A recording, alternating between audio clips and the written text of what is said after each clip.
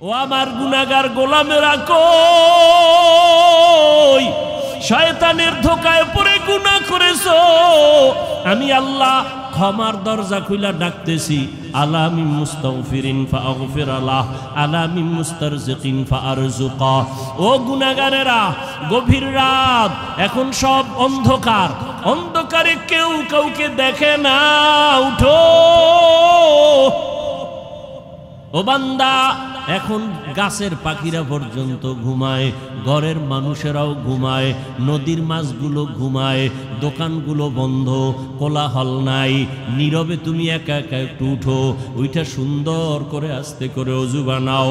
ও দোকানওয়ালারা, ও ব্যবসায়ী বাবারা, ওরে দোকানদারি কইরা রাত্র 2টা 2:30টায় বাসায় যাও, যাইয়া তুমি ফ্রেশ হইয়া ঘুমায় যাও। তুমি যদি একটু চিন্তা করতা এই টাইমে তো আমার মালিক আসমানে হাজির হয়ে গেছে, আমাকে ডাকতেছে। কত মানুষ ঘুমাইয়া যায়, উঠতে পারে না, আর তুমি ঠিক টাইমেই যায় বাসায় ঢুকছো। তুমি কি পারলা না ওযু বানাইয়া 2 রাকাত নামাজ পড়া সিজদায় গিয়া যদি কান্না করে বলতা, ও দয়ার মালিক, হারানো গোলাম তোমার দরওয়াজায় হাজির, মেহেরবানি করে তুমি মাফ করে দাও। ইমাম সাহেব পরামর্শ দিয়ে দিল, বাবা ভোর রাত্রে আমার মাওলা বড় দয়ার নজর দিয়া তাকায়, আপনি গোপনে একা একা ওযু বানায় ঘরের কোণে একটু নামাজ পড়বেন, আর আমার মাওলার কাছে কান্না করবেন। চোখের পানি দেখলে মা বাবার মায়া সন্তানের দিকে বেড়ে যায়, ছাত্রের চোখে পানি দেখলে শিক্ষকের মায়া বেড়ে যায়, আসামির চোখে পানি দেখলে বিচারকের মায়া বেড়ে যায়। ওরে ওদের থেকে আমার আল্লাহর মায়া কি কম? আল্লাহ বলে, গোলাম তোর মা বাবার থেকে আমি মাওলার মায়া যে কত গুণ বেশি। সন্তানের কান্না দেখলে যদি মা বাবার অন্তরে মায়া হয়, ওরে ওই মা বাবাই তো তোরে বানায় নাই, এত সুন্দর চেহারাটা দিয়া বানাইছি আমি, তোর জবান দিয়া কথা বলার শক্তি দিয়েছি আমি, আরে তোরে খানার ব্যবস্থা করেছি আমি, ঘুমের ব্যবস্থা করেছি আমি। ওরে বান্দা, তুই আমার দেওয়া জবান দিয়া যদি একবার আল্লাহ বলিয়া মোহাব্বতে ডাক দাও, ওরে আমি মাওলার কুদরতি অন্তরে মায়ার জোশ, আমি আল্লাহ পাক রহমতের দরজা দিয়া তোরে ডাক দিয়া নিয়া বলবো, আয় আয় আয়। ওরে চোখের পানিটা যখন তুই ছেড়ে দিবি, আমি আল্লাহর মায়া কেন হবে না? 99 গুণ মায়া নিয়ে আমি তোর দিকে তাকাইয়া থাকি। কখন তুই জিহ্বা দিবি আল্লাহকে মায়া করে একবার আল্লাহ বলে ডাক দিবি। ইমাম সাহেবের পরামর্শ নিয়া ওই জাহান্নামী গুনাহগার বান্দা রাতের গভীর, আজ রাতে আর ঘুমায় না, রাতের শেষ ভাগে আজকে মালিকের ডাকবে। ইমাম সাহেবের পরামর্শ নিয়া ওই আল্লাহর বান্দা রাতের বেলা যখন শেষ ভাগ চলিয়ে আসলো, অন্ধকারে রুমের পার্শ্বে একটা জায়গায় বসিয়া ওযু বানাইয়া জায়নামাজ বিছাইয়া সেজদায় পড়ে কান্না শুরু করলো, ও আল্লাহ আমারে মাফ করে দাও, আমাকে মাফ করে দাও, ইয়া রব্বি গফিরলি, ইয়া রব্বি গফিরলি, ইয়া রব্বি গফিরলি।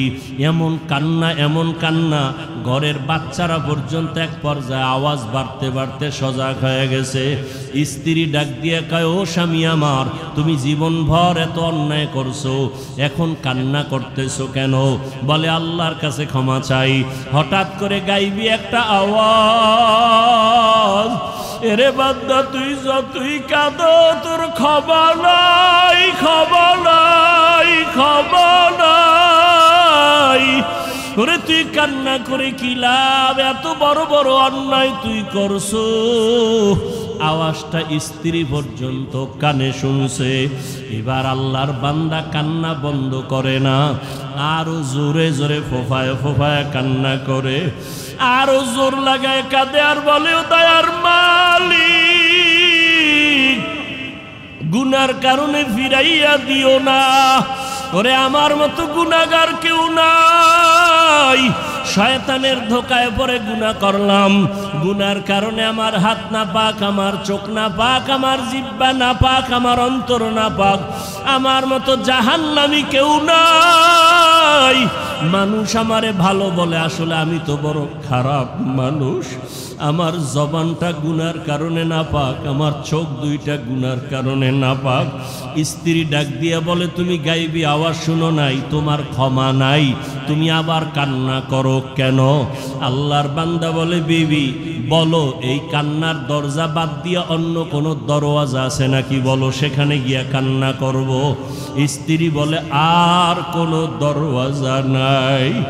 বলে, তাহলে যেহেতু একটাই দরওয়াজা, গফফার নামের দরওয়াজা, রহমান নামের দরওয়াজা, এই দরওয়াজা ছাড়া যেহেতু আর কোনো দরওয়াজা নাই, আমাকে ক্ষমা না করলেও আমি কান্না বন্ধ করব না, আমি কান্না করেই যাব। একটা সন্তান কান্না করলে মা বাবায় যদি মায়া করে, একটা ছাত্র কান্না করলে যদি শিক্ষকের মায়া বাড়ে, আমার রহমানের দরজা আমি ছাড়ব না, কান্না করতেই থাকব। আমার পরিণামে যা হবার হবে, তবে কান্না আর আমি বন্ধ করব না। এই বলি আবার কান্না শুরু, আর ডাকেও দয়ার মালিক, তোমার বান্দা তুমি বানাইছো, তোমার ছেলে নাই মেয়ে নাই, আমরাই তোমার আদরের গোলাম। শয়তানের ধোকায় পড়ে গুনাহ করেছি, গুনার দিকে তাকাইয়া ফিরাইয়া দিও না রে আল্লাহ। গুনার কারণে দিলটা পাথর, চোখে পানিও নাই। ও আমার গুনাহগার বাবারা, ও যুবক বাবারা, চোখে কি পানি নাই? গুনার কথা স্মরণ করে আমার মালিকের ডাক দাও, আর আমার মালিকের কাছে ক্ষমা চাও। ওরে আজকে রাত্রে তুমি এখানে আসো, কালকে কোথায় থাকবা জানা নাই। আল্লাহর বান্দা কান্না বন্ধ করে না, কান্না চালু রাখছে। এমন কান্নার এক পর্যায়ে হঠাৎ করে আবার গাইবি আওয়াজ,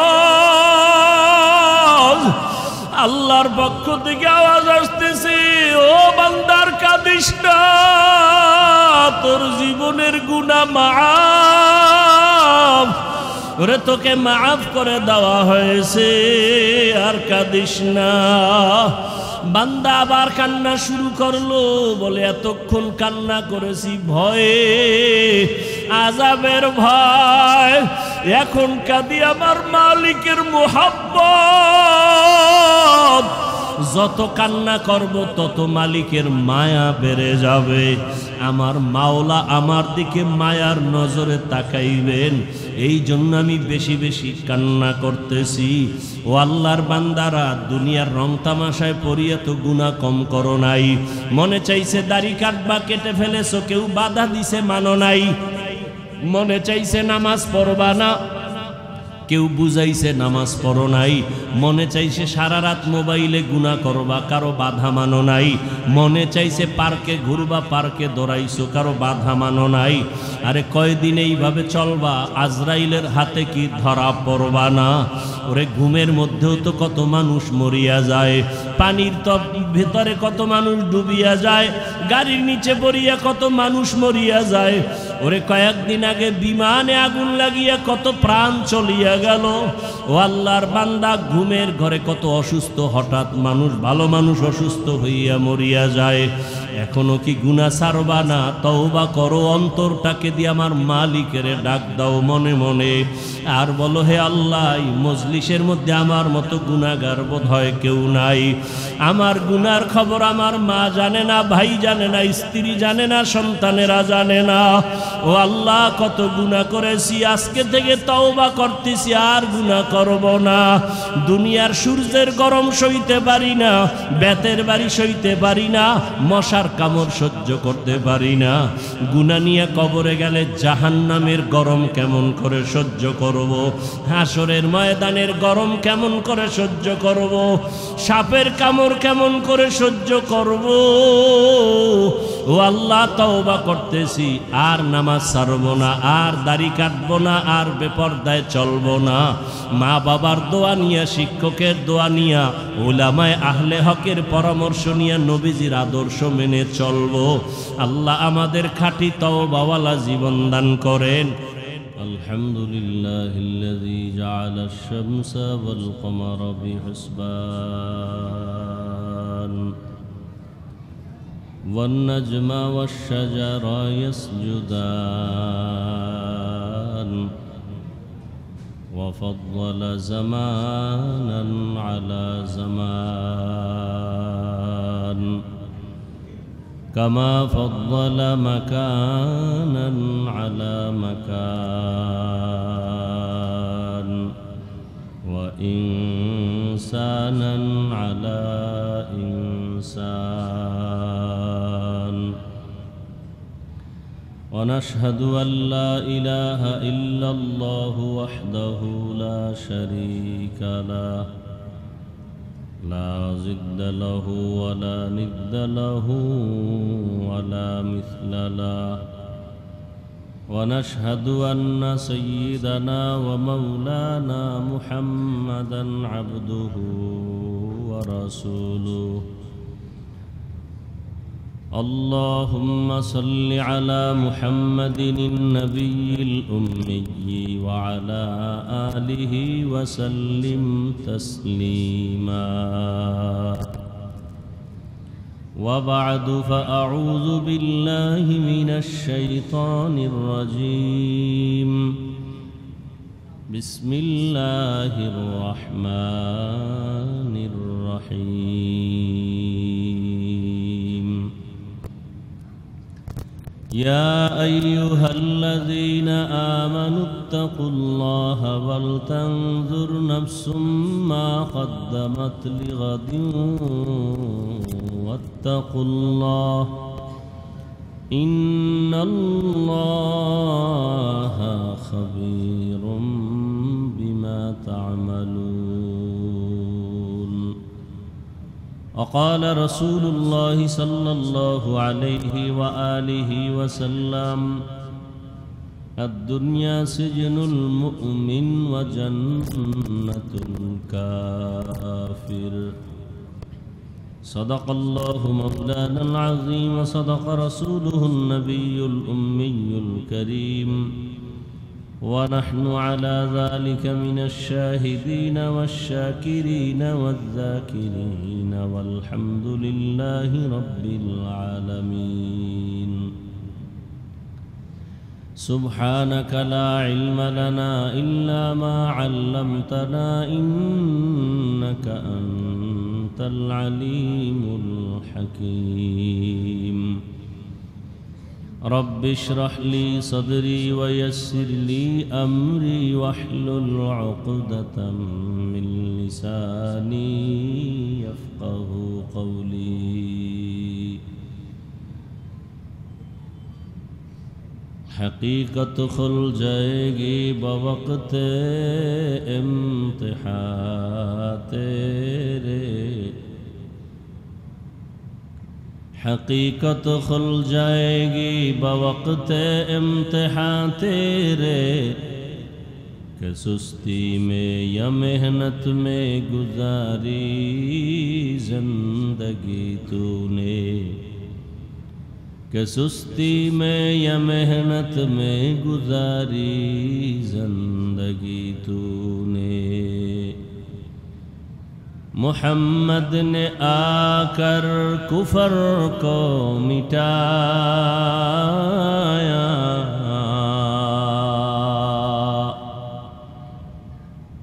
محمد نے آ کر کفر کو مٹایا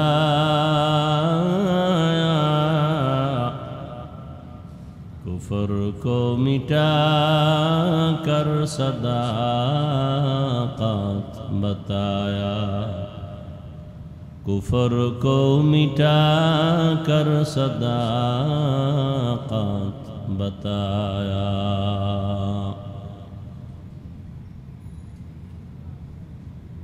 অধ্যকার ওয়াজ মাহফিল উপস্থিত মোহতারাম সম্মানিত সভাপতি হযরত উলামায়ে কেরাম,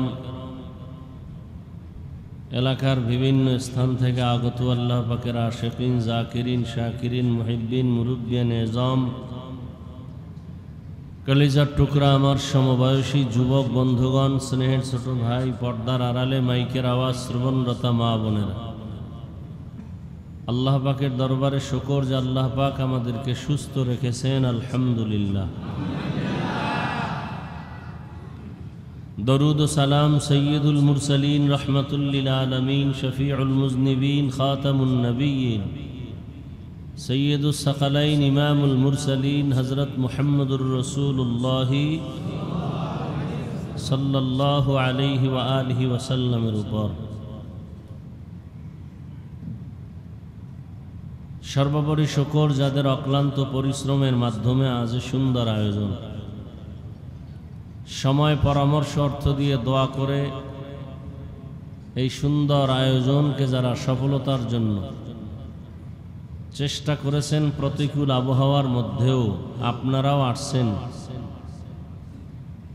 আল্লাহ আমাদেরকে তৌফিক দিয়েছেন, এজন্য আর একবার শুকর আদায়ার্থে পড়ি আলহামদুলিল্লাহ। দরুদ ও সালাম সৈয়দুল মুরসালিন, রহমাতুল লিল আলামিন, শফিউল মুজনিবিন, খাতামুন নবিয়্যিন, সৈয়দুস সাকালাইন, ইমামুল মুরসালিন, হযরত মুহাম্মদুর রাসূলুল্লাহ সাল্লাল্লাহু আলাইহি ওয়া আলিহি ওয়াসাল্লামের উপর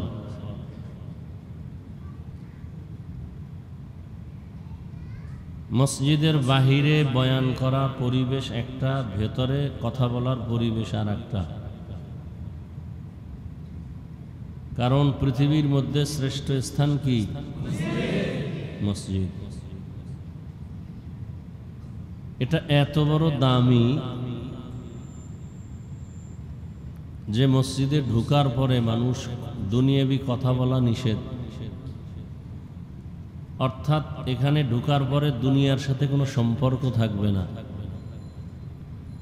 এখানে শুধুমাত্র আল্লাহর ঘর, আল্লাহর ইবাদত চলবে। ইস্তিগফার, দরুদ শরীফ, তেলাওয়াত, নফল নামাজ, ফরজ নামাজ আমলের উপরে থাকবে, দুনিয়ার কোনো চিন্তা অন্তরে থাকবে না। এই জন্য ঢুকতেই আমরা মসজিদে দোয়া পড়ি, আল্লাহুম্মা ফতাহ লি আবওয়াবা, রহমতের সব দরজা তুমি খুলে দাও। অতএব আপনারা এখানে বসছেন, মসজিদের আদব যেন রক্ষা হয়, খুব সাবধান। মসজিদের আদব এক নাম্বার, উঁচু আওয়াজ না দেওয়া, স্বাভাবিক আওয়াজে কথা বলা।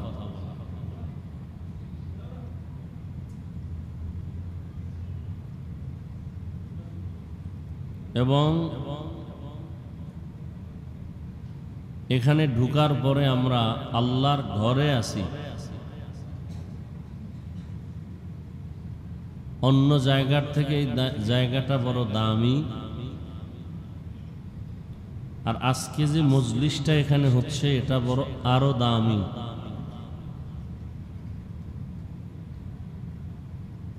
আল্লাহ আমাদেরকে দয়া করে নিয়ে আসছেন এখান থেকে যেন আমরা দামি হয়েই বের হতে পারি। আল্লাহ তৌফিক দান করেন। বয়ান কি করব, বয়ান তো আপনারা সবাই জানেন। গোটা পৃথিবীর অবস্থা বড় করুণ।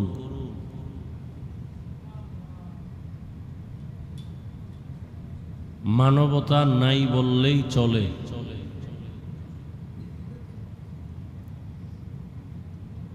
কারণ একটা মানুষ, একটা কুকুর কষ্ট পেলে সইতে পারে না,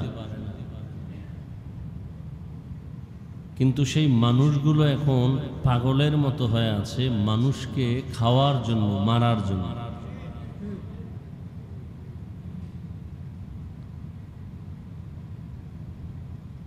ইসলাম বিদ্বেষীদের এটাই টার্গেট। যে আমাদের ফায়দা হোক বা না হোক, আমরা খেতে পারি আর না পারি, আমরা শান্তিতে থাকতে পারি আর না পারি, ইসলাম আর মুসলমানদেরকে খেতেও দিব না, শান্তিতেও থাকতে দিব না।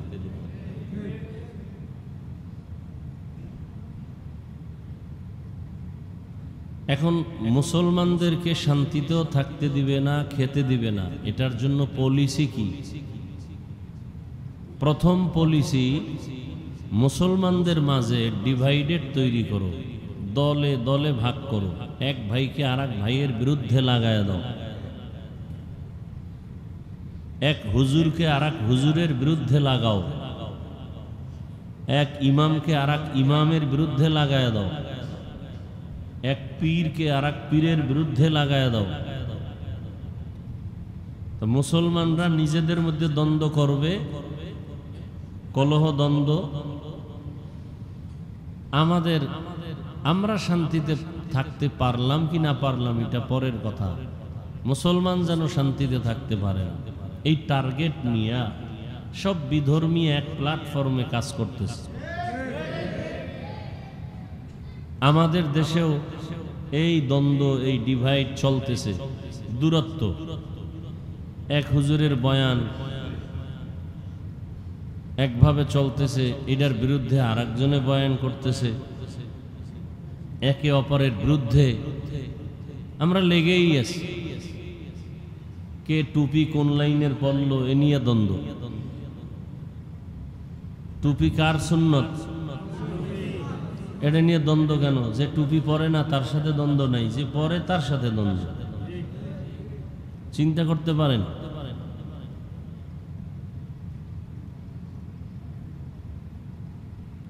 আলহামদুর পরে আমিন আস্তে জোরে নিয়ে দ্বন্দ্ব। হাত বুকে বাঁধবেন না নাভির নিচে বাঁধবেন এ নিয়ে দ্বন্দ্ব। আছে না নাই? চট্টগ্রামের মানুষ আমাকে বলেন তো, বাইতুল্লাহ যারা গেছেন, হজে গেছেন, ওমরায় গেছেন, আপনারা তো দেখছেন, আর যারা যান না হয়তোবা শুনছেন, বাইতুল্লাহ তো ওমরা বা হজে দুনিয়ার সব মুসলমানরাই তো আসে, আসে না? দুনিয়াতে যত লাইনের মানুষ আছে, যত লাইনের আকীদাওয়ালা আমলওয়ালা মানুষ, ওখানে গেলে দেখা যায় কেউ নামাজে হাত ছাইরা দিয়া দাঁড়ায় আছে, কেউ বুকে হাত বেঁধে আছে, কেউ নাভির নিচে হাত বেঁধে আছে, কেউ ঘুমাইছে, একামত হয়ে গেছে, উঠে নামাজে দাঁড়াইছে, আর ওযু লাগে নাই। কেউ আবার নামাজে দাঁড়ায় গেছে, তেলাওয়াত চলতেছে ইমাম সাহেবের, সে মোবাইলে নামাজের ভেতরে কথা বলতেছে, আবার মোবাইল পকেটে রেখে দিছে, নামাজ চলছে। আবার কেউ সেজদায় যাওয়ার সময় পকেট থেকে একটা কাঠের টুকরা বের করে কপালের নিচে দিতেছে, জমিনে সেজদা দিব না, ইবলিস সেজদা করে জমিন নাপাক করছে, এই জন্য কাঠের টুকরা বের করে সেজদায় যাওয়ার আগে। আমি যেটা বুঝাইতে চাই, তাহলে হার লাইনের মানুষ দুনিয়াতে যে আছে মুসলমান, এই সব মানুষ কি বাইতুল্লাহ মদিনায় আসে না নাই? আসে না? আসে না? আসে। আপনি যে গিয়ে নামাজে দাঁড়াবেন, আপনার পাশে একজনের হাত ছাইড়ে দিয়ে দাঁড়ায় আছে, কেউ মোবাইলে কথা বলতেছে, কি নামাজের সামনে দিয়ে দৌড়ায় হাইটে যাইতেছে। আজও পর্যন্ত আপনারা শুনছেন এ নিয়ে তাদের মধ্যে দ্বন্দ্ব হইয়া, ঝগড়া হইয়া দুই একজন মার্ডার হয়ে গেছে, মারা গেছে? হ্যাঁ? তো আমাদের দেশে এত এত ঝামেলা কেন, এত ঝগড়া কেন, দ্বন্দ্ব কেন, দূরত্ব কেন? সালাম দেয় না, নেয় না, কারণ কি? বিষয় কি?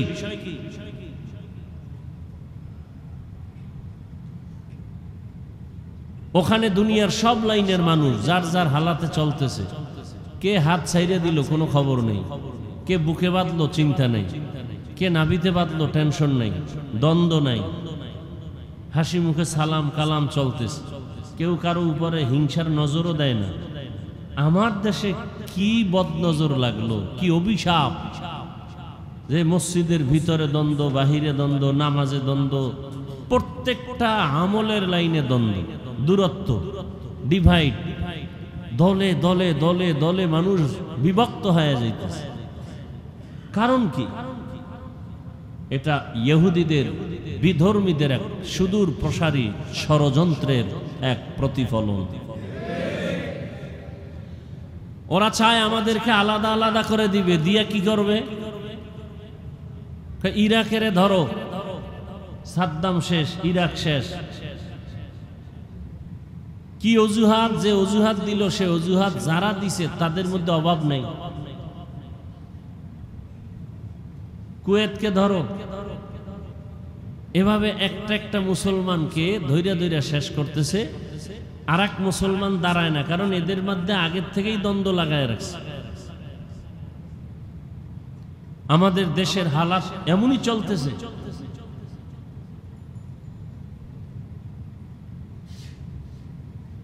তাবলিগে যাওয়া যাবে না, পীরের কাছে যাওয়া যাবে না। যারা পীরের কাছে যায় এরা তাবলিগ পছন্দ করে না। অনেকে আবার একদল তাবলিগে আছে, পীর মুরিদি পছন্দ করে না।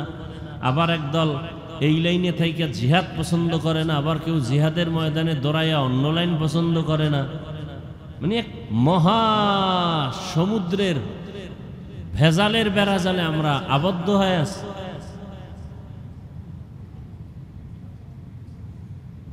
এখনো আমাদের মধ্যে আজকে হিসাব করেন, খোঁজ নেন, মাথা খাটান, সারা দুনিয়ার মধ্যে মুসলমান বেশি এবং খনিজ সম্পদ মুসলমানের হাতে। মাস্তানি করে বেঈমানেরা, বাহাদুরি করে বেঈমানেরা। কি আমাদের, আচ্ছা বাদ দেন বাহিরের কথা, একটু পরে আমার দেশের হিসাব নেন তো। আমার দেশে তুলনামূলক মাদ্রাসা কম না বেশি? আলেম ওলামা, তাবলিগ, পীর মাশায়েখ, ওলিয়া উলিয়া, মাদ্রাসা বেশি, আলেম ওলামা বেশি, তাবলিগ বেশি, পীর মুরিদি বেশি, সব বেশি, মুসলমানের সংখ্যা বেশি। তাহলে আজকে তো বাংলাদেশের যে পরিস্থিতি, মানুষ তো সবাই আলেমদের দিকে দৌড়াইতো যে না, আলেম ছাড়া আমরা আর কারো কথা মানব না। অনেক কথা শুনছি অনেকের, অন্ধের মতো, এতে শান্তি আসে নাই। এখন ওলামায়ে কেরামদের পথ ছাড়া, মত ছাড়া, তাদের থেকেই রসুলের আদর্শ নিয়ে আমরা চলবো। মানুষ তো এইভাবে একটা আওয়াজ দেওয়া উচিত ছিল। কি বরং সে আগের মতোই আলেমের বিরোধিতা চলছে। অনেক জায়গায় শুনতেছি স্টেজ থেকে আলেমের মাইক টাইনা নিতেছে, বয়ান বন্ধ করে দিতেছে, ইমামকে মসজিদ থেকে বের করে দিতেছে। এই ঘটনা ইদানিং কালে শুনতেছেন না, শুনেন না? কারণ কি? এখানেও আপনাদের দুর্বলতা তো আছেই। আমাদের উলামায়ে কেরামদের একতাবদ্ধতার দুর্বলতাটা আরো বেশি সমস্যা। আর আলেমরা যে এক হবে, এই এক হইতে দেয় না আমাদের এই দেশের আলেমদের ভক্তবৃন্দ যারা অন্ধ, এরা। না, আমি বয়ান করে গেছি, এখন এই এলাকায় বয়ানের পরে চলে গেছি, এই এলাকায় আরো বহুত মুসলমান আছে যারা আমার লাইনে না, মুসলমান, নামাজ পড়ে, রোজা রাখে, কিন্তু আমার লাইনের একটু ভিন্ন তরিকায় তারা চলে। তাদের লাইনের হুজুর আসার পরে এরে শুনাইছি, হুজুর হাফিজুর রহমান সাহেব তো এই কথা বলে গেছে, এটা একটু কঠিনভাবে আপনি আজকে সাইজ করতে হবে। হুজুরে তো আর আমারে টেলিফোন কইরা জিগায় না আপনি এটি কইছেননি, বা আমি কিভাবে বলছি, কোন নিয়তে বলছি, এটা তার হুজুরকে তারা বুঝাইতে পারে নাই। সে আবার আমার বিরুদ্ধে বলে গেল। এইভাবে দ্বন্দ্ব লাগায় রাখছে এই আলেম ওলামা হুজুরদের অন্ধ ভক্ত যেডি, এই মূর্খ ধর্মান্ধ, এদের কারণে।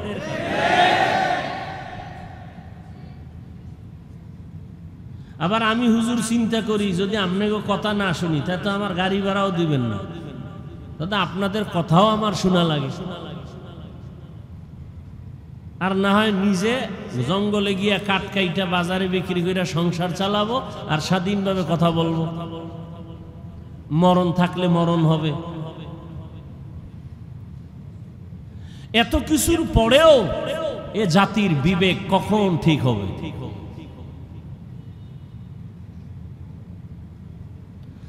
আল্লাহ সব ভাইকে হেদায়াত দান করেন। আমাদের মাঝে এই সব কিছুর মূল কারণটা কি? এখানে যারা আপনারা আসছেন, প্রচন্ড গরম, ওদিকে বৃষ্টি, সব মিলায়া এরপর আপনারা আগ্রহ করে আসছেন, সবাই মুসলমান, দ্বীনের মহব্বতেই আসছেন। কথা ঠিক না?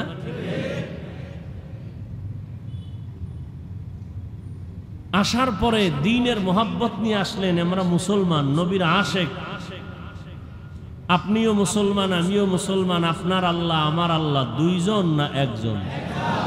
আপনাদের নবী আমার নবী এক না আলাদা? আপনাদের কোরআন আমার কোরআন, আপনাদের কাবা আমার কাবা, আপনাদের কালেমা আমার কালেমা, আপনাদের ধর্ম আমার ধর্ম। আপনি আমি দুনিয়াতে আসছি, সিস্টেম বিদায়বেলা কাফনের সংখ্যা হবে, পুরুষের 3 কাফন, মহিলাদের 5 কাফন, কালার হবে আলাদা। কালার হবে কি কি কালার? আমাকে হুজুরদের কালারটা একটু আলাদা হবে, তাবলিগওয়ালাদের কাফনের কালার একটু আলাদা, চরমনাইওয়ালাদের কালার আলাদা, মাইজবান্ডারওয়ালাদের কালার আলাদা, সব এক। কি কালার? এখন কালার নিয়েও কিলাকিলি চলে এই জমিন, চলে না? চলে না? বুঝেন এবার আমাকে ইমান কত তাজা। কালার নিয়েও দ্বন্দ্ব, দূরত্ব। কবরের সাইজ না চট্টগ্রামের কবর 1 বিঘাতে একটু বড় হয়, কবরে রাখার পরে প্রশ্ন কয়টা? সবার বেলায় প্রশ্ন একই সিস্টেম না আলাদা আলাদা? একই প্রশ্ন। রবের পরিচয় দাও, ধর্মের পরিচয় দাও, রহমতের নবীর। তুমি কোন দল করো, তুমি কোন পীরের মুরিদ, তুমি কয় টাকার মালিক, তুমি কত নাম্বার শিক্ষিত, এগুলি প্রশ্ন করা হবে? তাহলে আপনার আমার আল্লাহ এক, নবী এক, কোরআন এক, কাবা এক, ধর্ম এক, কালেমা এক, মরণকালের কাফন এক, কালার এক, কবরের সাইজ এক, প্রশ্ন এক। কি আবার কি? সব এক। তাহলে আমাদের মাঝখানে এত দূরত্ব কেন? আর আপনাদেরকে আমার বয়ান শুনাইতে হবে কেন? বয়ান তো করবো যারা আল্লাহ চিনে না, নবী চিনে না, কোরআন বুঝে না, হাদিস বুঝে না, কিয়ামত বুঝে না, এদেরকে বয়ান শুনাবে। আপনারা তো, আমি যে আল্লাহ মানি আপনারাও সে আল্লাহ মানেন, আমি যে নবী মানি আপনারাও সে নবী মানেন, তাহলে আপনাদেরকে বয়ান করব কেন? অথচ আপনাদেরকে বয়ান করব শুধু তাই না, করতে করতে জীবন শেষ। আমি একা হাজার হাজার হাজার আলেম ওলামা, সবার বয়ানের এক আওয়াজ, আল্লাহর গোলাম হও, রসুলের আদর্শের মালা গলায় লাগাও। না তাবলিগওয়ালারা বলে যে তোমরা নামাজ ছেড়ে দাও। তা আপনারা এখনো নামাজ পড়েন না কেন? রোজা রাখেন না কেন? দাড়ি রাখেন না কেন? টুপি পরেন না কেন? মরার পরে করবেন? হ্যাঁ, বড় কঠিন হালাত। আল্লাহ আমাদের সহি বুঝ দান করেন।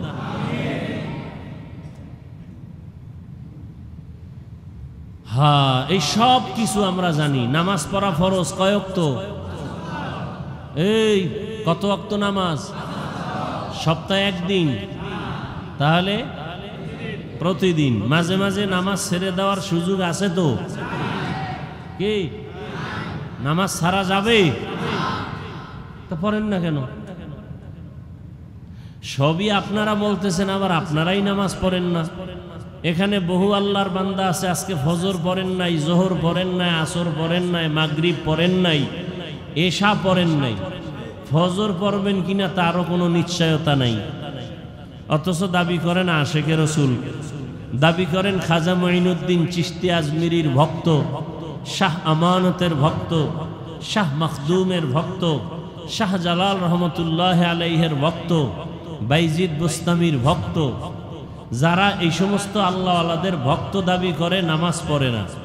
বাইজিদ বুস্তামি, খাজা মঈনুদ্দিন চিশতি, শাহ মখদুম, শাহ আমানত, শাহ জালাল, শাহ পরান, এরা বোধহয় নামাজ পড়তেন না।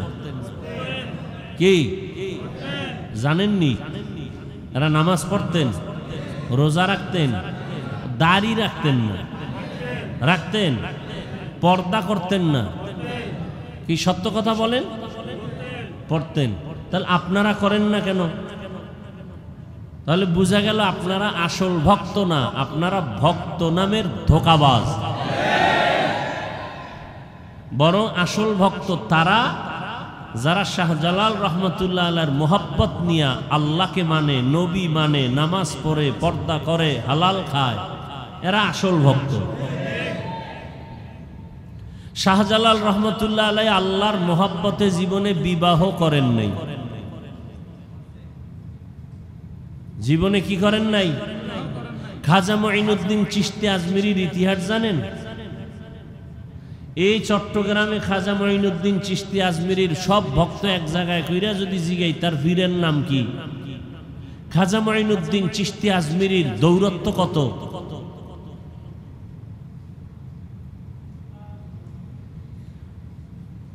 সবকিছু জানার পরেও নামাজ পড়েন না, জানেন মিথ্যা বলা হারাম, তারপরও মিথ্যা ছাড়েন না। এর একমাত্র কারণ দুনিয়ার লোভ। কিসের লোভ? এই যত বড় শাইখুল হাদিস, পীর সাহেব, টুপিওয়ালা, আলেম ওলামা, দুনিয়ার লাইনে দেখেন উল্টা পাল্টা চলাফেরা, কথাবার্তা, শুধু দুনিয়ার লোভ। দুনিয়ার লোভ তিন প্রকার। কয় প্রকার? সম্মানের চেয়ারের লোভ, সম্পদের লোভ, যৌবনের লোভ। এই তিন লোভে পইরা, তিন লোভের কোন একটায় গ্রেফতার হইয়া সমস্ত মানুষ দুনিয়ার পেছনে দৌড়ায়, আল্লাহ গেছে, রসুল বলে গেছে। কয় লোভে পড়িয়া? তিন লোভ। আমি যদি আল্লাহকে মানি, নবী মানি, তো সম্মানের চেয়ার পাবো না। এই চেয়ার পাওয়ার লোভে অনেকে আল্লাহকে মাঝে মাঝে মানে, মাঝে মাঝে মানে না। নবীজির তরিকা মাঝে মাঝে মানে, মাঝে মাঝে ছেড়ে দেয়। কেন? চেয়ার ঠিক রাখার জন্য। আর একটা লোভ হলো টাকা পাওয়ার লোভ। যদি আমি রসুলের আদর্শ মতোই পরিপূর্ণ চলি, তাহলে আমার হাদিয়া, আমার টাকা পয়সা অর্জন হবে না। এই টাকা পাওয়ার আশায় করে অনেকে রসুলের আদর্শ মাঝে মাঝে মনের চাহিদা অনুযায়ী মানে, মাঝে মাঝে ছেড়ে দেয়। আর একটা হলো যৌবনের লোভ। এই ক্ষমতার লোভে পড়িয়া বহু আল্লাহর বান্দারা আল্লাহর থেকে দূরে, টাকার লোভে পড়িয়া বহু আল্লাহর বান্দা বান্দি আল্লাহর রাস্তা থেকে দূরে, যৌবনের লোভে পড়িয়া বহু আল্লাহর বান্দা বান্দি দুনিয়ার পেছনে পাগলের মতো দৌড়ায়। এজন্য সব জায়গায় কথাটা বলি, বাংলাদেশে একটা জেলার নাম আছে গোপালগঞ্জ, আসেনি? ওই জেলার মধ্যে একটা থানার নাম আছে টুঙ্গিপাড়া, শুনছেননি? ওই টুঙ্গিপাড়ার মধ্যে দুনিয়াদারেরা জানে এক নেতা আছে, আমরা উলামায়ে কেরাম আখিরাতওয়ালারা জানি আখিরাতের এক বাদশা আছে ওখানে। ওলিয়ে কামেল, মুর্শিদে মোকাম্মেল, জবরদস্ত আলেম, যেমন তেমন আলেম না, আলেম কুল শিরোমণি, হাজারো লাখো আলেমের ওস্তাদ, এবং দুনিয়ার লাইনে বড় একজন রাজনীতিবিদ, নেতা, পাওয়ারফুল, ওলিয়ে কামেল, মুর্শিদে মোকাম্মেল, হযরতুল আল্লাম শামসুল হক ফরিদপুরি রহমতুল্লাহ আলাইহি।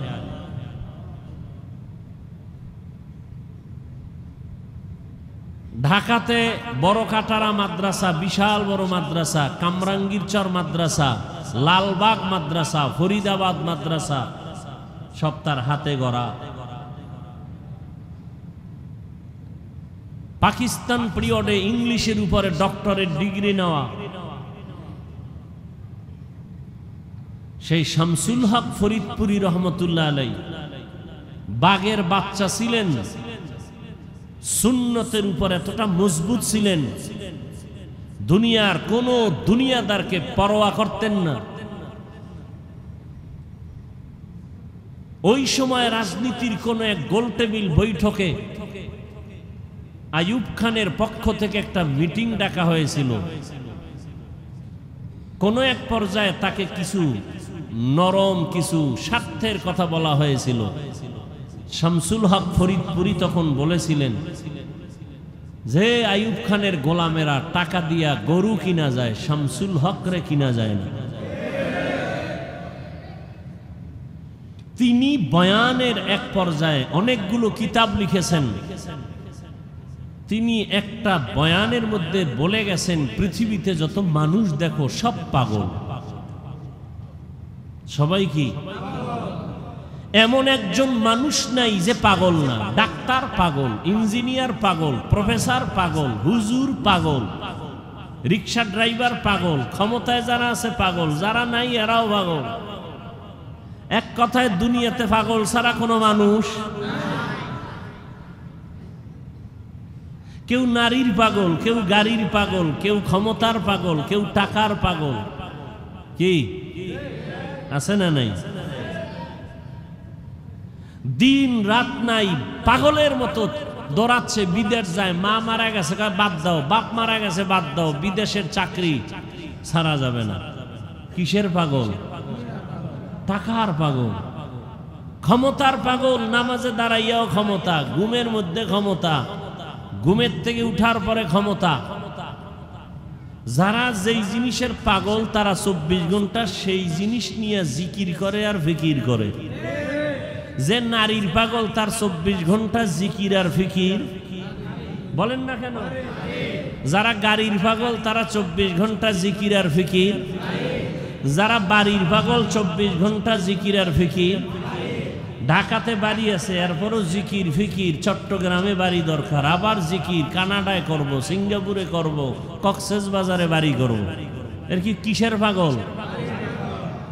যে নারীর পাগল তার 24 ঘন্টা ফিকির নারী। যে ক্ষমতার পাগল তার 24 ঘন্টা ফিকির কি? ক্ষমতা। তাহলে দুনিয়ার সবাই পাগল। কেউ ক্ষমতার পাগল, কেউ নারীর পাগল, কেউ টাকার পাগল। এই সব পাগলের মধ্যে একদল উত্তম পাগল আছে। এরা টাকার পাগল না, বাড়ির পাগল না, গাড়ির পাগল না, ক্ষমতার পাগল না। এরা আল্লাহকে পাওয়ার পাগল। কাকে পাওয়ার? যে ক্ষমতার পাগল সে কি চায়? ক্ষমতা। যে নারীর পাগল সে কি চায়? যে টাকার পাগল সে কি চায়? টাকার পাগল এমন হওয়া হইছে বাবার পকেট মারে, মায়ের মারে, এক পর্যায়ে টাকার জন্য মাকে মাইর দেয়, বাবারে জবাই করে। কিসের পাগল? ও কি চায়? টাকা চায়। বাপ সামনে বাধা, বাবারে মারো। আমার দরকার টাকা, মা বাধা হইছে, মাকে মেরে ফেলো। আমার দরকার টাকা, দোকানওয়ালাকে মেরে ফেলো। টাকার পাগল। নারীর পাগল যারা, এরা বলে মা ছাড়বো, বাপ ছাড়বো, আমার নারী ছাড়বো না। দুই রশিতে একজনার ফাঁসি। তাহলে যারা দুনিয়ার পাগল এখন চিন্তা ফিকির দুনিয়া দুনিয়া দুনিয়া। আর যারা আল্লাহর পাগল এরা কি চায়? এরা হাঁটতে চলতে সবসময় খালি কি ফিকির করে? অন্তরে ফিকির আল্লাহ, জবানে জিকির আল্লাহ, উঠতে বসতে শুধু আল্লাহকেই ডাকে। কাকে ডাকে? ইয়া ইলাহি মুঝসে মুঝকো दूर कर, ताके देखो मुझ में तुझको एक नजर। या इलाही तू मेरा माबूद है, या इलाही तू मेरा माशूक है। या इलाही तू मेरा सत्तार है, या इलाही तू मेरा गफ्फार है। আল্লাহকে পাওয়ার জন্য যেই বান্দা পাগল, যে পাগল হইছে কেন? কইটার মধ্যে মজা পাইছে। মা বাবায় বুঝায় তুই কোন মাইয়ার জন্য পাগল হইছ, তোরে সুন্দরী রূপসী বড় লোকের মাইয়া এনে দিব, বলে দরকার নেই আমার ফেতনি বালা। চেহারা ভালো না কামার এটাই ভালো। মা বাবায় যত বুঝায় সন্তানেই বুঝ মানতে চায় না। বলে আমি যেই মেয়েটার পিছনে পাগল হয়ে গেছি, ওরে আমার দরকার, তোমারে দরকার নাই, বাবারে দরকার নাই, টাকা লাগবে না, ভিক্ষা করে খাবো, আমার চোখের দেখার পাগল নারীটারে আমার লাগবে। তোমরা যতই বলো কালো, তা আমার কাছে এটাই কি ভালো। এখন যত বুঝায় সে বুঝতে চায় না। সবাই বলে সে এখন মেয়ের জন্য পাগল হয়ে গেছে, ওর মাথা ঠিক নাই, ও এখন পাগল ভেসে চলতেছে, এখন ওরে সবাই ছেড়ে দাও, ওর পাগলামি নিয়ে ও আছে, ও ওখানে মজা পাইছে, ওই মজা ছাড়বে না। টাকার পেছনে যারা ঘুরে দৌড়ায়, হাজারবার বুঝানোর পরও বলে হারাম খাবি না, এরপর হারামের ভিতরে মজা। কুকুরের যতই বুঝাও পায়খানা খাওয়া ভালো না, তোর জন্য ফ্যান আছে, ভাতের মার আছে, তোর জন্য খানা আছে আলাদা, বাথরুমে গিয়া পায়খানা খাইও না। কুকুরের যত বুঝাবে কয় না আমার ওটাই মজা বেশি। কথা ঠিক নেই? এরে নবীর উম্মত যারা আমার আল্লাহ পাকের আশিক, ওরা গবেষণা করতে করতে, ফিকির করতে করতে চিন্তা করলো, আমার মা আমার বাবা আমার আসল কেউ না, একমাত্র আমার আসল কে? রিজিকের মালিক আমার আল্লাহ, হায়াতের মালিক আমার আল্লাহ, ইজ্জতের মালিক আমার আল্লাহ, আমাকে সুস্থ রাখার মালিক কে? আল্লাহ, সম্মান দেওয়ার মালিক আল্লাহ, ইজ্জত নেওয়ারও মালিক কে? চেয়ারে বসাইয়া দেয় কে? এই চেয়ার থেকে নামাইয়া দেয় কে? সব কিছুর মূলে আমার আল্লাহ। আমি যদি ঘুমায় যাই, ঘুম থেকে যদি না উঠি, আমার আল্লাহ যদি না উঠতে পারবো না। আমাকে ঘুম পাড়ায় দেন কে? আল্লাহ। ঘুম থেকে উঠার সুযোগ কে দেন? আল্লাহ। আল্লাহ যদি কয় না তোর এই শেষ ঘুম, আমার মা বাবায় জীবনে ঘুম থেকে সজাগ করতে আর পারবে না। এই চিন্তা করতে করতে করতে করতে অন্তরের মধ্যে একটা মজার ঘেরান আসতে থাকে। আসলে আমার মা আপন না, বাবা আপন না, ভাই আপন না, টাকা আপন না, মাল আমার আপন না, একমাত্র আমার ইহকাল পরকালে আমার ভালোর জন্য সর্বক্ষেত্রে আমার একমাত্র আপন কে? এই বুঝটা যখন এসে যায়, তখন দুনিয়ার সবাই যদি বলে নামাজ ছাড়িয়া দে, দাড়ি কেটে ফেল, ওই বান্দা বলে চাকরি ছাড়বো তারপরও দাড়ি কাটবো না। ইয়া এলাহি মুঝসে মুঝকো দূর কর, তাকে দেখো মুঝ মে তুঝকো এক নজর। ইয়া এলাহি तू मेरा माबूद है, या इलाही तू मेरा माशूक है। আবু জাহাল নবীরে দেখছে না? 13টা বছর যেই রহমতের নবীকে এক নজর দেখলে জাহান্নামের আগুনটা হারাম হয়ে যায়। কেমন মায়ার নবী আমার, যেই রহমতের নবীকে দেখা মাত্র পেটের ক্ষুধা থাকে না। কেমন মায়ার নবী আমার, যেই রহমতের নবী যেখানে কদম রাখেন ওখান থেকে মিশকের ঘেরান। যেই রহমতের নবী আমার, শরীর মোবারক থেকে মিশকের ঘেরান, নবীজির ঘাম থেকে মিশকের ঘেরান। কেমন মায়ার নবী আমার, যেই নবীকে এক নজর দেখার জন্য গর্তের পিপিলিকা পাগল, নবীকে এক নজর দেখার জন্য নদীর সমুদ্রের মাছ বড় আফসোস করে, রহমতের নবীকে এক নজর দেখার জন্য জঙ্গলের প্রাণীরা পাগল হয়ে আছে। ওই নবীকে একটা নজর দেখবে, জাহান্নামের আগুন হারাম হয়ে যাবে। কিন্তু কপাল বড় খারাপ, 13 বছর পর্যন্ত ওই নবীকে পাশে বসে দেখলো, বয়ান শুনলো, এরপরও একবারও কালেমা নসিব হলো না, কালেমা পড়লো না। কে? আবু জাহাল। কারণটা কি? ওর কপাল বড় খারাপ, ও এখন পর্যন্ত দুনিয়ার লোককে কন্ট্রোল করতে পারে নাই। আর অপরদিকে 27 বছরের যুবক তরবারি নিয়ে দৌড়ায় আমার নবীকে জবাই করার জন্য। রহমতের নবীকে জবাই করতে গিয়া একটা নজর চেহারা দেখিয়া তরবারি ফালাইয়া ডাক দিয়া বলে, রহমতের নবী দয়া করে কালেমা রশি আমার গলায় লাগায় দেয়। 13 বছর নবীরে দেখিয়াও কালেমা পড়ে না, বরং বিরোধিতা। আর 27 বছরের যুবক নবীজিকে মারতে গিয়া, জবাই করতে গিয়া কালেমার মালা গলায় পড়ছে কে? কে? এর নাম হেদায়াত, এর নাম কফাল।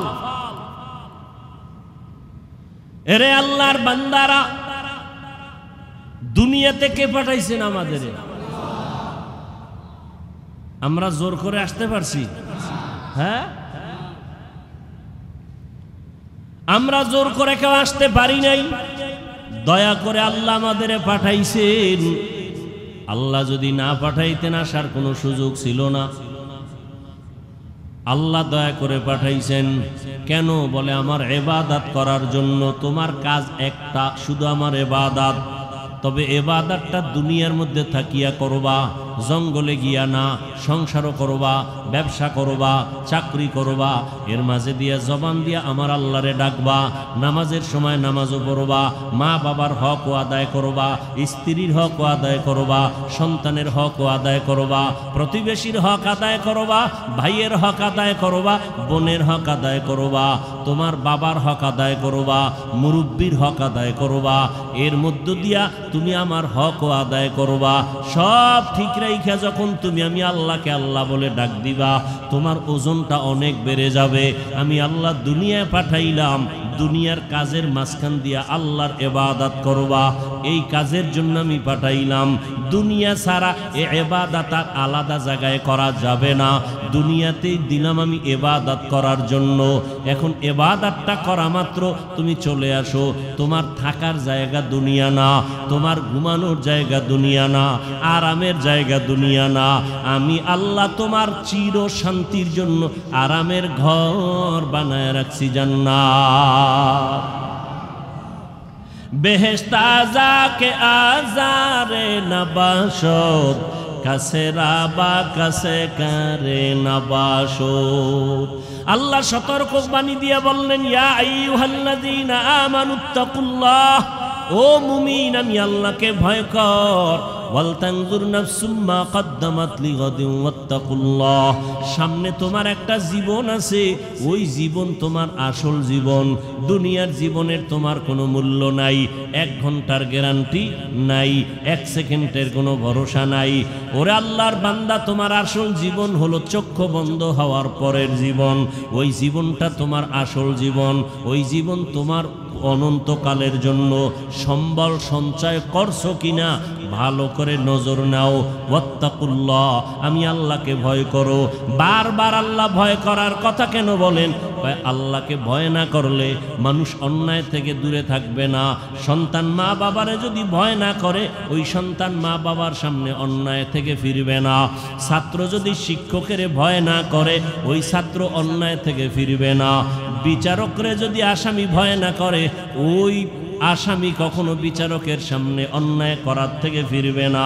যেই মানুষ আমার আল্লাহকে ভয় করবে না, ওই মানুষ অন্যায় করা ছাড়বে না, বারবার অন্যায় করবে। আর যেই সন্তান মা বাবাকে ভয় করবে, ওই সন্তানটা গোপনে গোপনে 2-1টা অন্যায় করলেও মা বাবা আসলে অন্যায় থেকে ফিরে যাবে, আর গুনাহ করবে না। মা বাবার শাস্তির ভয়ে ছাত্র মাঝে মাঝে অন্যায় করে, শিক্ষকের বিচারের ভয় আর করে না। ঠিক এই বান্দা, আমার আল্লাহর ভয় যখন অন্তরে আসবে, তখন জীবন দিবে, আল্লাহর বিরুদ্ধে কোনো কাজ করবে না। আর এই আল্লাহর ভয়টা অন্তরে জমা করার জন্য একমাত্র রাস্তা আল্লাহওয়ালাদের সোহবত। আল্লাহওয়ালা যারা, আল্লাহর ওলি, এদের নেক নজর, এদের দোয়া, এদের পরামর্শ। কারণ কিয়ামত পর্যন্ত আর 1 সেকেন্ডের জন্য জমিনে নবীজি আসবেন, কালেমার দাওয়াত দিতে নবী আসবেন। চট্টগ্রামে নবীজি আইসা কালেমার দাওয়াত দিবেন, ঢাকাতে নবীজি আইসা কখনো কালেমার দাওয়াত দিবেন। নবী আর জীবনে দাওয়াত দিতে আসবেন না। সাহাবায়ে কেরাম আসবেন না। এরপরে আইম্মায়ে কেরামরা আসবেন না। বড় বড় আউলিয়ায়ে কেরামরা আসবেন।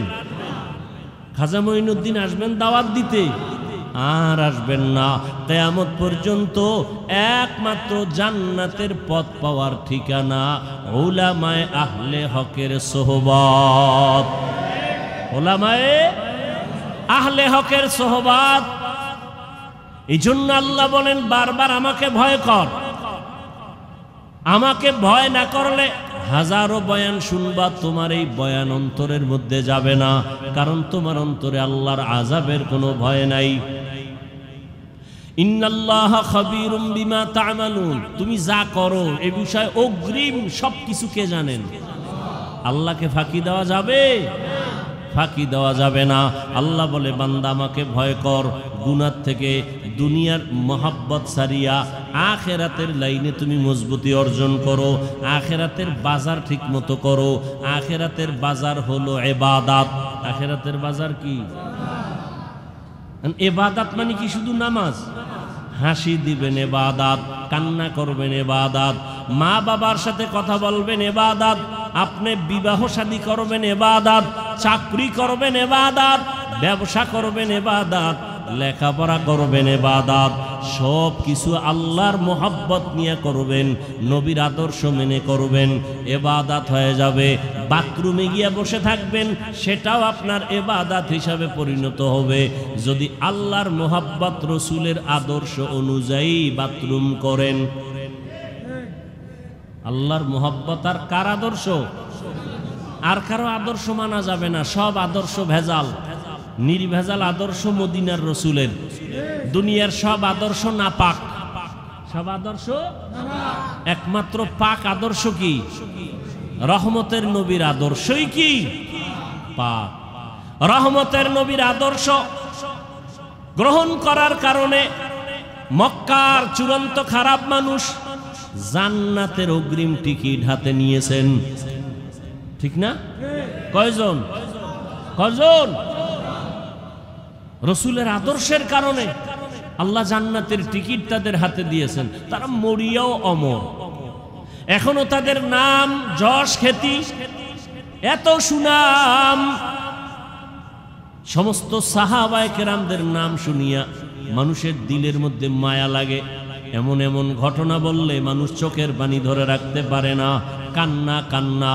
তাদের এত সুন্দর আমল, এত সুন্দর এলেম, এত সুন্দর নামাজ, এত সুন্দর তেলাওয়াত, এত সুন্দর তাকওয়া, এত সুন্দর ইখলাস, এরপরেও জান্নাতের টিকিটও হাতে রেডি, এরপরেও কান্না কান্না কান্না, সারা দিন সারা রাত শুধু কান্না। মালিকের দরবারে কেমনে দাঁড়াবো? হ্যাঁ, অন্ধকার কবরে কেমনে একা থাকবো? তাদের সম্মান কমছে? কমে নাই। আচ্ছা, আমাদের বর্তমান হালাত, সারা দুনিয়ার অবস্থা বড় খারাপ। এই খারাপের ভিতরে যাদের কাছে রসুলের আদর্শ আছে, এদের অবস্থা অনেক সম্মানের, অনেক শান্তির। এদের মতো শান্তিতে সম্মানে আর কেউ নাই। একজন আল্লাহর বান্দা টুপি পরে না, জামা পরে না, পাগড়ি পরে না, দাড়িটা রেখে দিছে। এই ভাই, তুমি পাগড়ি পরো না, দাড়িটার উপরে মজবুত কেন? দাড়ি ছাড়বো না। পাগড়ি মাঝে মাঝে পরলাম না, পরলাম নাই, দাড়ি ছাড়বো না কেন? আমি চিন্তা ভাবনা করে দেখলাম, মরার পরে আমার সাথে রসুলের একটা আদর্শ যাবে, সেটা দাড়ি। মরার পরে কোন আদর্শটার সাথে যাবে? দাড়ি। জাহিরি ভাবে দেখা যাবে দাড়ি।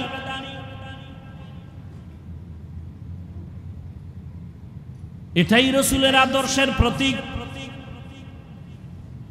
এই জন্য রহমতের নবী তার আদর্শর বয়ান দিয়া মানুষকে এমন ভাবে দ্বীনের দিকে আকৃষ্ট করে ফেললেন। দুনিয়ায় থাকিয়া আখিরাতের বাজার করো। এই যে বাজারে দোকানদারি ব্যবসা করে, এটা কি নিষেধ? বাজারে যাও, বাজারে যাইয়াও, দুনিয়ার বাজারে গিয়াও আখিরাতের বাজার করো।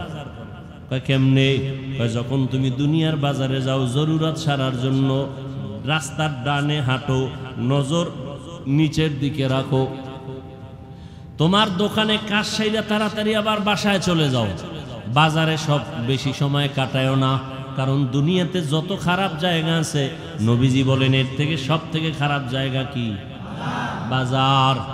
বাথরুম খারাপ না, কি খারাপ? বাথরুমের খারাপ না বলিয়া নবীজি বাজারকে খারাপ বললেন কেন? বাথরুমে ওই গুনাহ হয় না, বাজারের মধ্যে যেই পরিমাণ গুনাহ হয়। এজন্য নবী বলেন আর দুনিয়া সিজনুল মুমিন ওয়া জান্নাতুল কাফের। দুনিয়া হলো মুমিনের জন্য জেলখানা, বেঈমানের জন্য শান্তির জায়গা বালাখানা।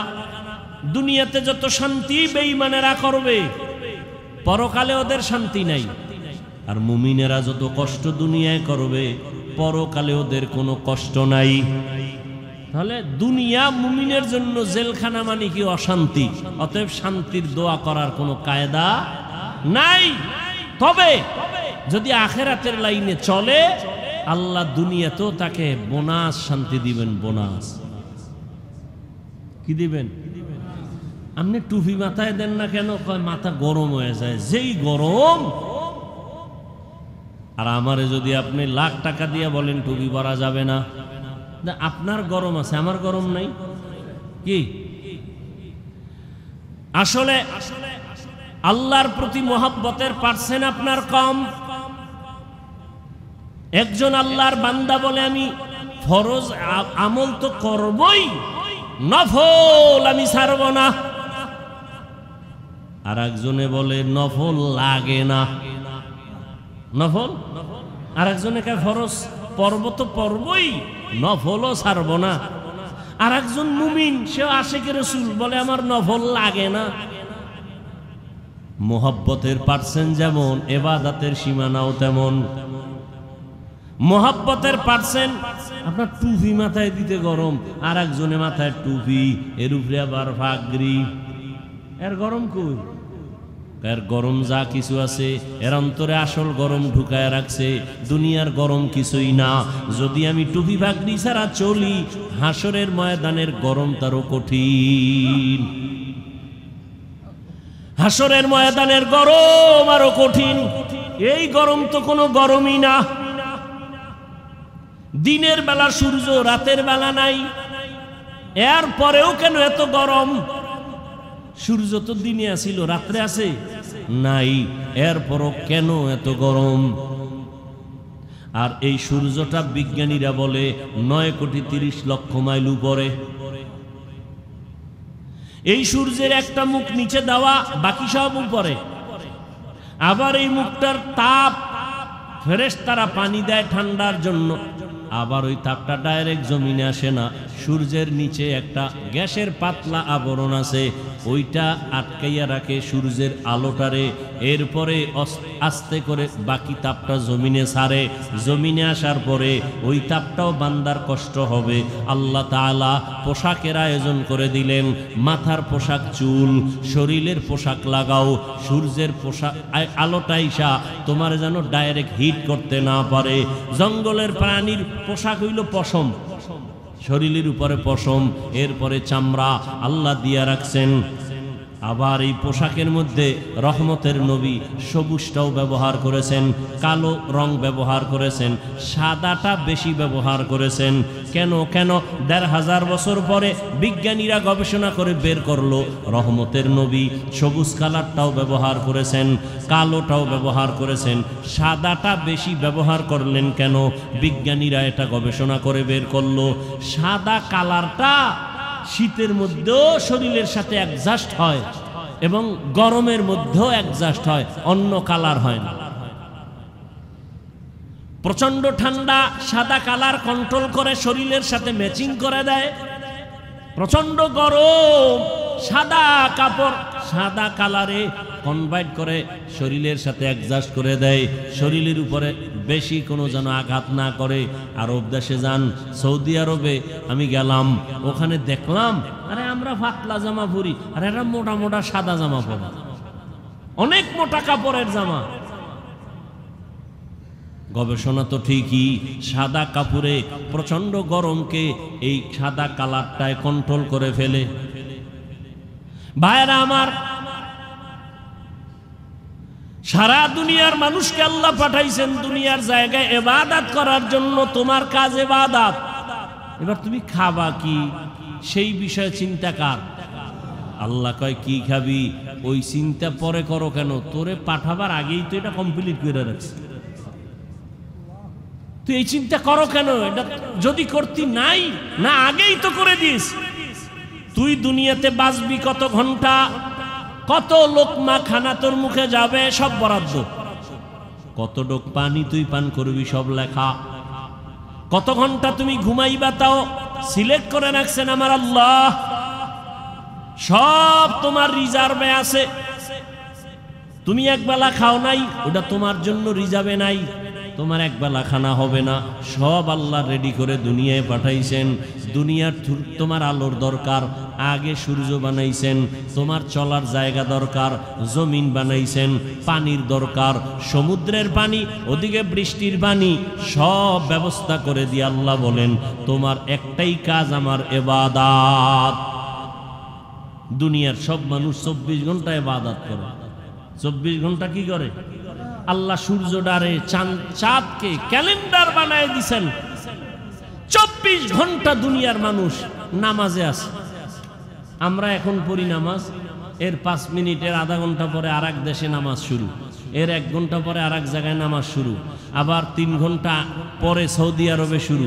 হ্যাঁ, এইভাবে টোটাল দুনিয়াটাকে আল্লাহ পাক ক্যালেন্ডারের সাথে সূর্য অর্থাৎ আল্লাহর ইবাদত এক টাইমে করবে না, দুনিয়াতে 24টা ঘন্টাই বান্দা আমার ইবাদত করবে, 1 সেকেন্ড যেন ইবাদত থেকে খালি না থাকে। আমরা রাত্রে ঘুমাইছি, নামাজ পড়ি না, রেস্টে আছি, ইবাদত থেকে একটু জাহিরি ভাবে ইবাদত থেকে আমরা একটু রেস্টে আছি, চুপচাপ। আল্লাহ কয় দুনিয়ার অন্য জায়গায় তো তোমার মতো বান্দা বান্দিরা ইবাদত করতেছে, সেখানে সূর্য আছে, রাত না।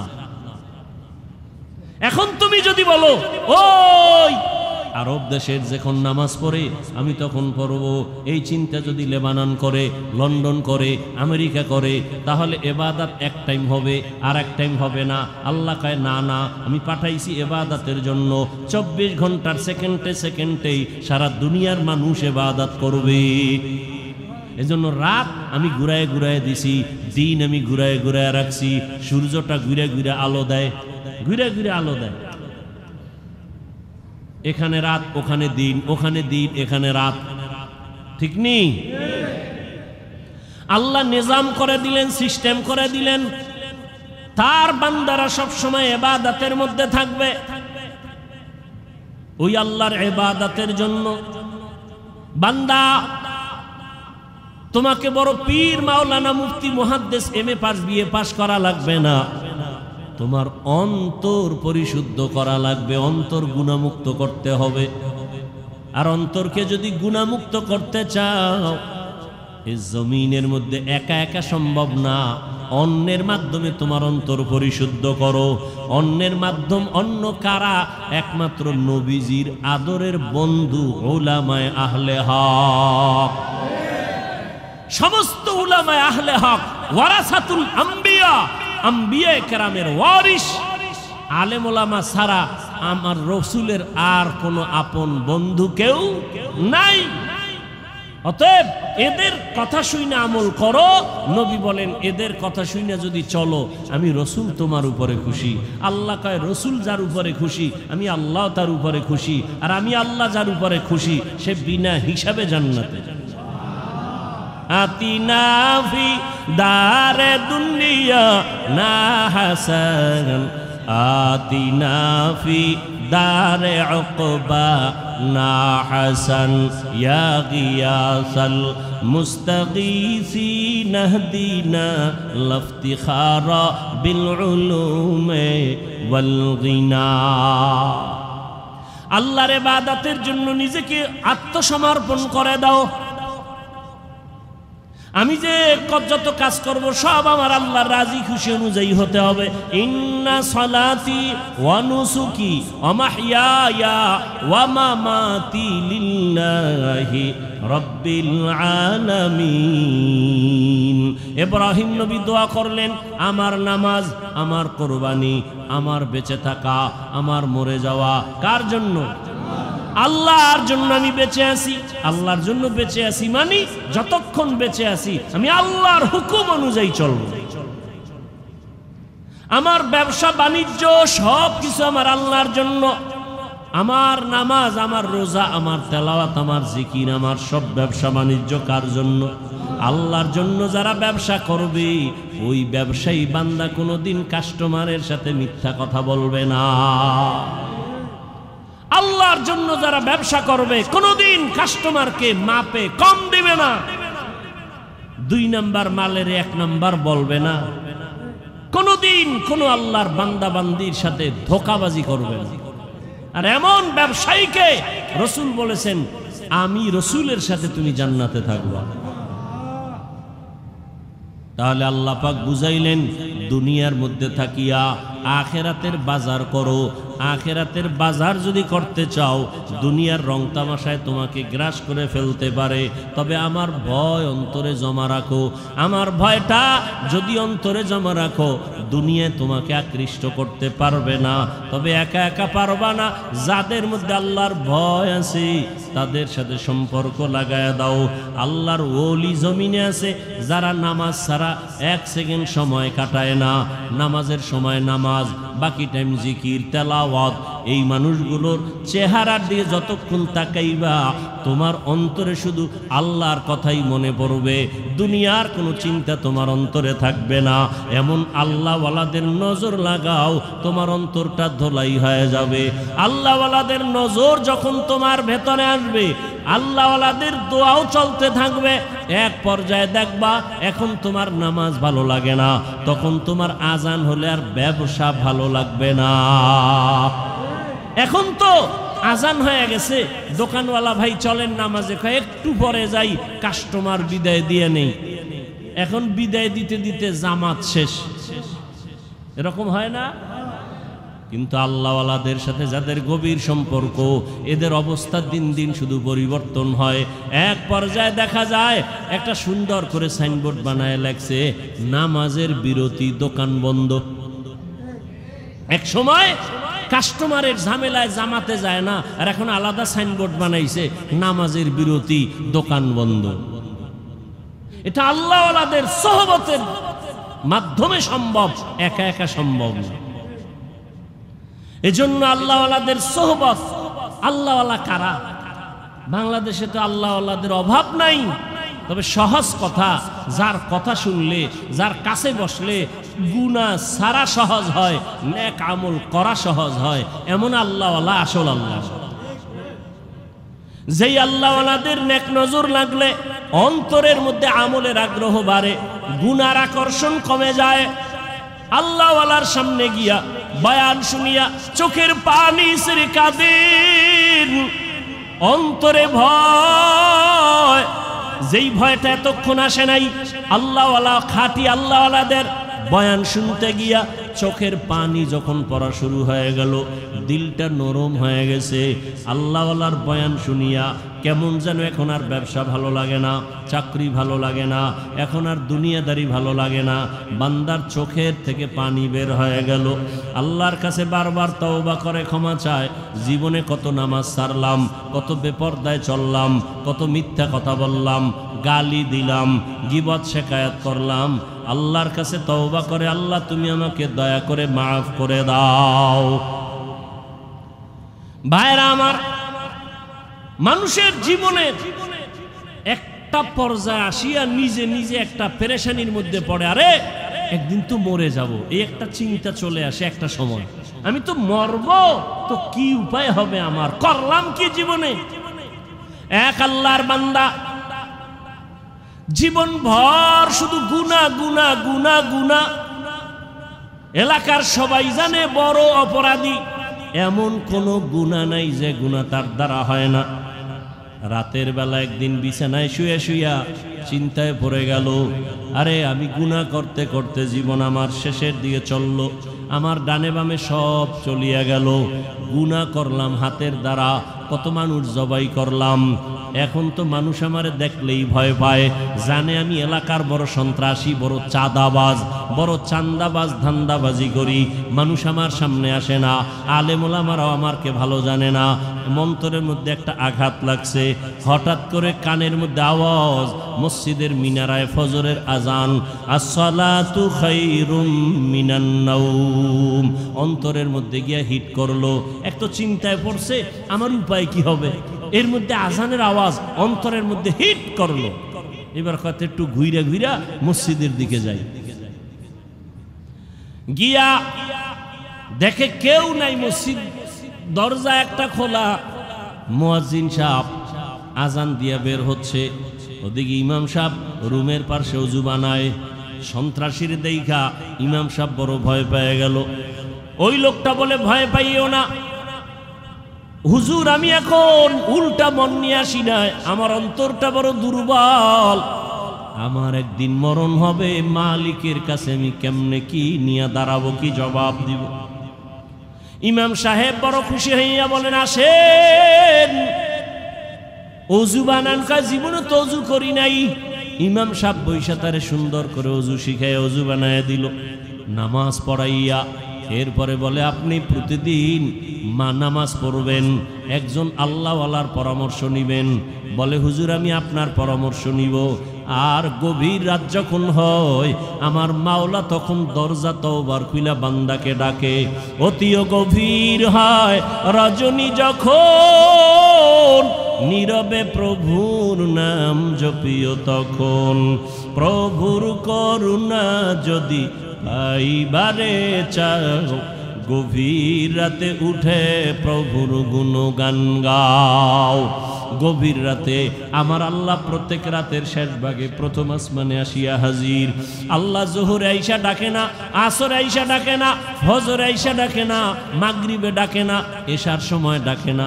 আল্লাহ রাতের শেষ ভাগে প্রথম আসমানে আইসা ডাকে, ও আমার গুনাহগার গোলামেরা কই, শয়তানের ধোকায় পড়ে গুনাহ করেছো, আমি আল্লাহ ক্ষমার দরজা খুইলা ডাকতেছি। আলা মিন মুস্তাগফিরিন ফাগফির আলাহ, আলা মিন মুস্তারজিকিন ফারজুকা।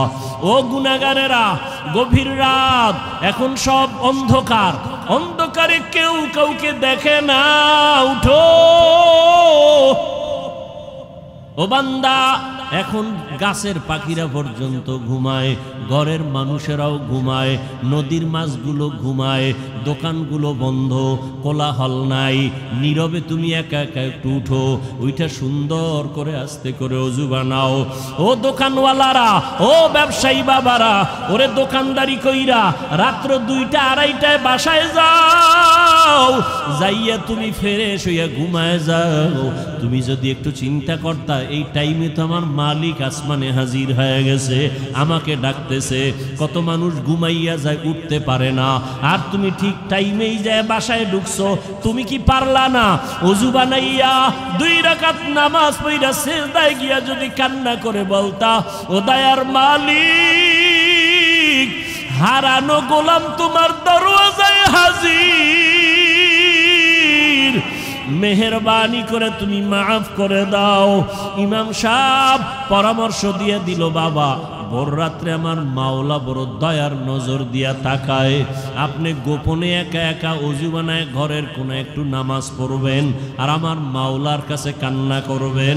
চোখের পানি দেখলে মা বাবার মায়া সন্তানের দিকে বেড়ে যায়, ছাত্রের চোখে পানি দেখলে শিক্ষকের মায়া বেড়ে যায়, আসামির চোখে পানি দেখলে বিচারকের মায়া বেড়ে যায়। ওরে ওদের থেকে আমার আল্লাহর মায়া কি কম? আল্লাহ বলে, গোলাম তোর মা বাবার থেকে আমি মাওলার মায়া যে কত গুণ বেশি। সন্তানের কান্না দেখলে যদি মা বাবার অন্তরে মায়া হয়, ওরে ওই মা বাবাই তো তোরে বানায় নাই, এত সুন্দর চেহারাটা দিয়া বানাইছি আমি, তোর জবান দিয়া কথা বলার শক্তি দিয়েছি আমি, আরে তোরে খানার ব্যবস্থা করেছি আমি, ঘুমের ব্যবস্থা করেছি আমি। ওরে বান্দা, তুই আমার দেওয়া জবান দিয়া যদি একবার আল্লাহ বলিয়া মোহাব্বতে ডাক দাও, ওরে আমি মাওলার কুদরতি অন্তরে মায়ার জোর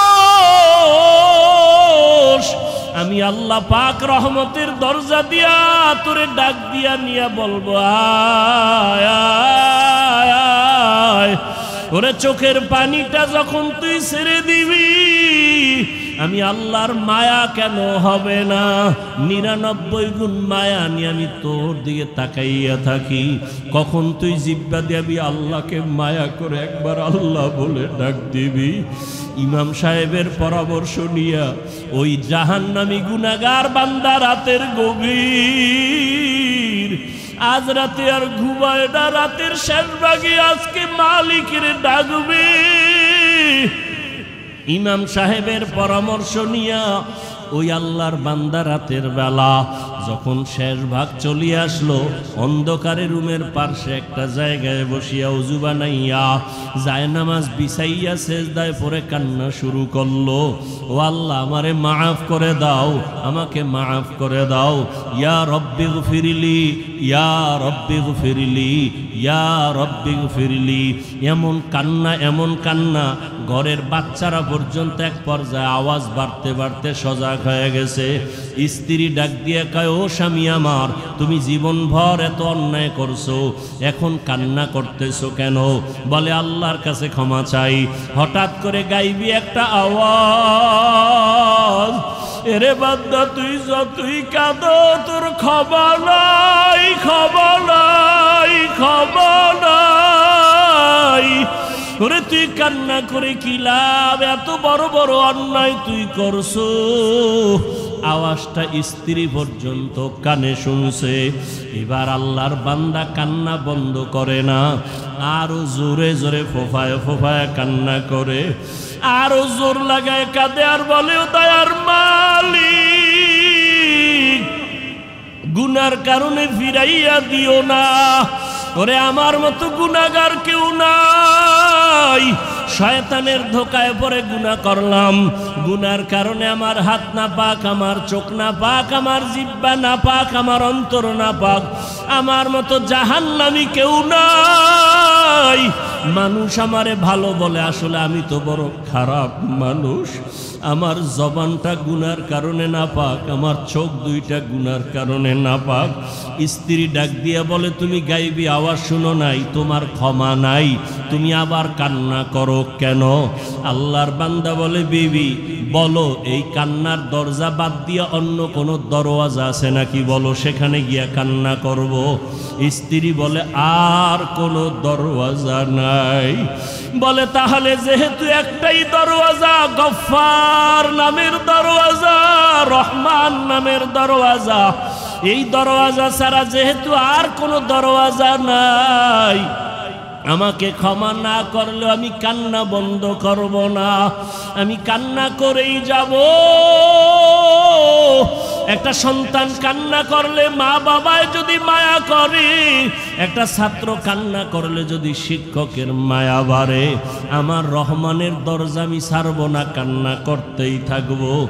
আমার পরিণামে যা হবার হবে, তবে কান্না আর আমি বন্ধ করব না। এই বলি আবার কান্না শুরু, আর ডাকেও, দয়ার মালিক, তোমার বান্দা তুমি বানাইছো, তোমার ছেলে নাই মেয়ে নাই, আমরাই তোমার আদরের গোলাম।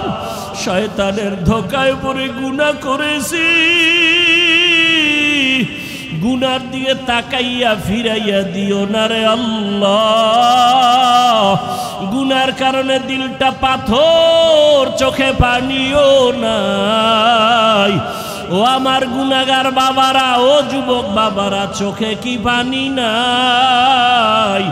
গুনার কথা স্মরণ করে আমার মালিকের ডাক দাও, আর আমার মালিকের কাছে ক্ষমা চাও। ওরে আজকে রাত্রে তুমি এখানে আসো, কালকে কোথায় থাকবা জানা নাই। আল্লাহর বান্দা কান্না বন্ধ করে না, কান্না চালু রাখছে। এমন কান্নার এক পর্যায়ে হঠাৎ করে আবার গাইবি আওয়াজ,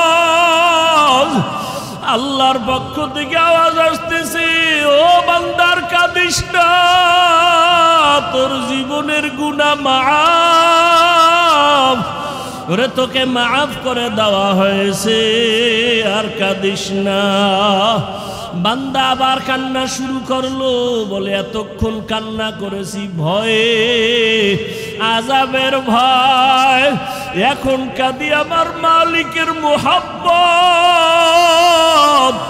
যত কান্না করব তত মালিকের মায়া বেড়ে যাবে, আমার মাওলা আমার দিকে মায়ার নজরে তাকাইবেন।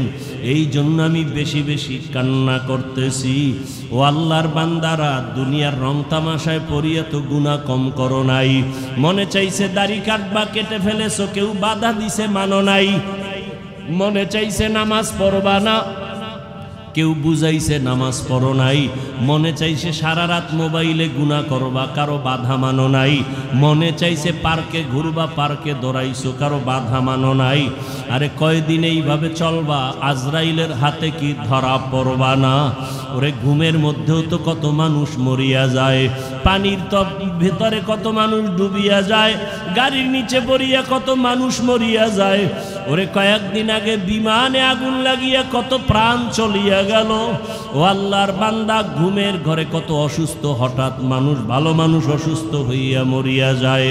এখনো কি গুনাহ ছাড়বা না? তওবা করো, অন্তরটাকে দিয়ে আমার মালিকের ডাক দাও মনে মনে, আর বলো হে আল্লাহ, এই মজলিসের মধ্যে আমার মতো গুনাহগার বোধ হয় কেউ নাই। আমার গুনার খবর আমার মা জানে না, ভাই জানে না, স্ত্রী জানে না, সন্তানেরা জানে না। ও আল্লাহ, কত গুনাহ করেছি, আজকে থেকে তওবা করতেছি, আর গুনাহ করব না। দুনিয়ার সূর্যের গরম সইতে পারি না, বেতের বাড়ি সইতে পারি না, মশার কামড় সহ্য করতে পারি না। গুনাহ নিয়ে কবরে গেলে জাহান্নামের গরম কেমন করে সহ্য করব? হাসরের ময়দানের গরম কেমন করে সহ্য করব? সাপের কামড় কেমন করে সহ্য করব? ও আল্লাহ, তওবা করতেছি, আর নামাজ ছাড়ব না, আর দাড়ি কাটব না, আর বেপরদায় চলব না। মা বাবার দোয়া নিয়া, শিক্ষকের দোয়া নিয়া, উলামায়ে আহলে হকের পরামর্শ নিয়া নবীজির আদর্শ মেনে চলব। আল্লাহ আমাদের খাঁটি তওবাওয়ালা জীবন দান করেন, তওবার উপরে মজবুত হইয়া চলার তৌফিক দান করেন, আমিন। আলহামদুলিল্লাহি রাব্বিল আলামিন। والصلاة والسلام على سيد الأنبياء والمرسلين وعلى آله وأصحابه أجمعين يا أرحم الراحمين يا أرحم